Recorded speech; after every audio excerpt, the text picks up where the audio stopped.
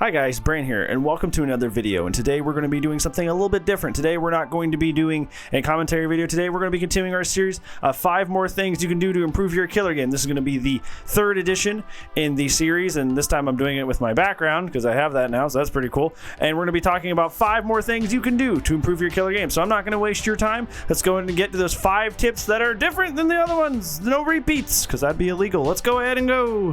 Number 1, learn how to run your tiles. You need to know how to run your tiles if you're going to be playing killer. Learning to run tiles in Dead by Daylight is literally required. It is. You don't go into an option here. This is like you don't get to take wrong turns in Detour and do all this crazy stuff. That is guaranteeing a survivor multiple extra loops that they wouldn't originally have otherwise. You need to know how to loop things correctly. Right now, what you're seeing on the screen is a handy dandy chart. I'm going to leave this on the screen here so you can pause it, screenshot it, do whatever you want with this. This is also in my Discord in the DVD resource section if you easily want to access this. This chart shows you how to run all basic tiles that spawn on almost all maps in the game as killer and as survivor. Actually, now that I think about it, a full walkthrough of this chart might be a good video. Let me know in the comments below if you want to see me go through this entire chart, both in-game and out-of-game, and show you how to run these tiles like bit for bit. But TLDR, you need to learn how to run every single basic tile in this game. You need to study that chart, you need to get good at it, because it's far beyond time. You familiarize yourself with each tile and stop kind of running it whatever way you want. There are optimal ways to run it, and you should be running them that way. Number 2, don't kick every pallet that you come across. Now, I know you're looking at this one and you think this is the weirdest one on here. What do you mean, don't kick the pallets? Because when I kick the pallets, I make dead zones. And when I make dead zones, survivors that come here later get down because they have nothing to defend themselves with. They have nothing to do. Now here's the reality of it. Here's the reality of things. Yes, you are right. You would be right in that situation. That, in most cases, yes, kicking the pallet is almost always a fantastic idea for you to do. However, in some instances, especially at short pallets, it's actually better to leave the pallet up. This is what you want to do. If a survivor drops a pallet, try approaching the pallet and facing down, like look down straight at the pallet. What this does is this mirrors the starting animation of the kick animation that killers do. And when you do that, the survivors think that you're gonna go kick the pallet, but you're actually not. So what they'll do is they'll start rotating around one side of the pallet prematurely, and all you can do is roam around with them, go catch them, hit them, and get that down super easily, and you didn't even have to kick the tile. Now, obviously, like I said, this is most effective at shorter tiles, weaker tiles, ones that have not very long walls on either side of them. So a lot of short tiles would be a good example. Maybe even a long wall, short wall, but even then that's kind of like pushing it, right? Like if a pallet is typically safe, you want to kick it. But some of these that are weaker, you can just leave up. Also, you got to consider the fact that certain killers have certain powers that help you circumvent these pallets while they're dropped. That'd be like Huntress, Nemesis, any character that can hit over it or quickly go around it. You got to consider that depending on what killer you're playing as well, you may be able to play a down pallet where others cannot. So yeah, it's beneficial to kick a pallet, but sometimes it's more beneficial to leave it up.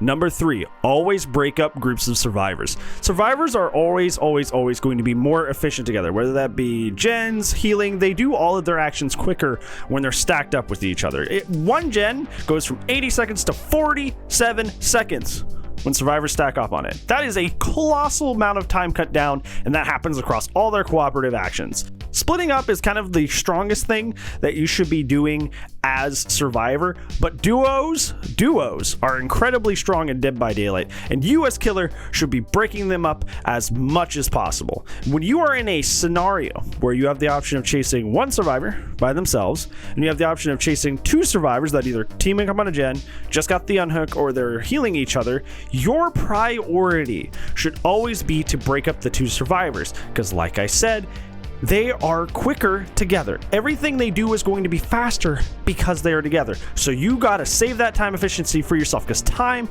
is the name of the game in Dead by Daylight for killer. You gotta save time. So anytime they save, you gotta stop them from saving that time. So if you are in a situation where you have the choice of going after one survivor or going after a group of 2, always try to break up the 2. Number 4, camping and proxy camping.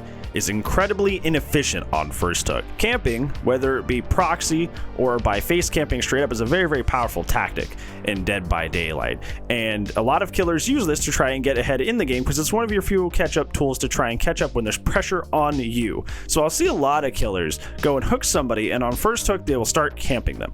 However, the result is a lot different than what they want. Usually what they do is they sit there, and a good survivor team will just split up on generators, do all the gens super quickly, and all you get is your 1k, and you're super mad and you're super frustrated. The reason that survivors do that is because they know if you're camping on first hook, you're doing something incredibly time inefficient. Survivors have 60 seconds every single time they're hooked, both first and second phase. They have 60 seconds before they hit the next phase.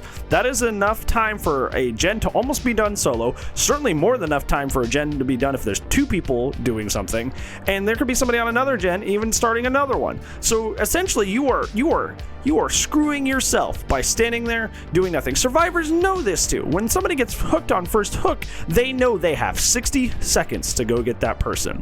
So they're going to spend that time to snipe any totems that you have up, any known totems that you have, do gens, and get anybody healed up who was injured earlier in the match. They're going to do everything that they can to reset and advance the game objectively in their favor in that 60 seconds. They're not going to come for the save probably to the last 10 or 15 seconds if they're good players, because they know they have plenty of time to spare. And all that time, you're just standing there doing nothing, not pressuring all the other survivors on the team. There's typically not a lot of urgency in diving the hook unless it's like a really like poor Swift where they're just like playing with their friends and they're just like not sweat lording or doing any of that stuff. The reason that proxying and face camping works better when they're on second hook is because if they screw up that timer, if they screw up their perception of time in that 60 seconds, that person's just out of the game. They just die. So survivors are more likely to be a lot more urgent about the save if they're on second hook. So it's a lot more efficient to camp that hook because the consequences of screwing up the timing on that are a lot more dire. So it is always more advantageous for you to try and camp or proxy camp second hook and not the first. That will only lead you to ruin, I promise, not the perk. Number 5, focus on learning only a few killers at a time. This one may be a weird one for you, but I see this one a lot. And this happens pretty commonly because most people get into DBD by watching somebody who's very, very efficient and good at the game, like Otstarva or Otofu, for example.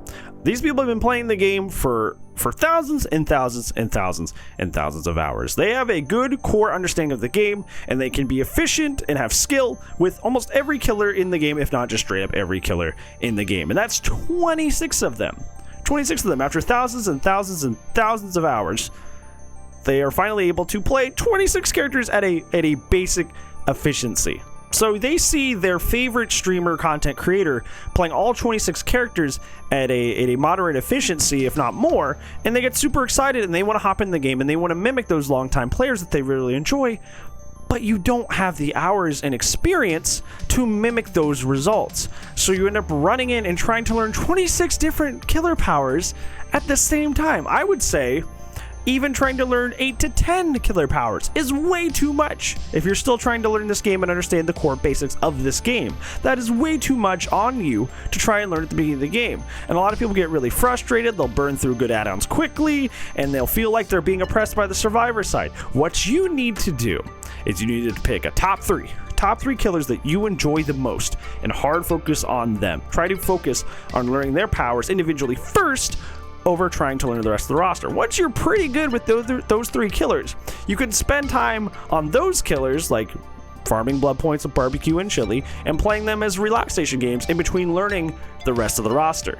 But until you have a good understanding of the game, you really need to stick to 3 characters at most. That way you can learn how the game works, and you can learn how to learn kits and learn how to be good at the game and not try to focus on learning an entire roster while trying to understand the game of Dead by Daylight. You're going to be overwhelmed.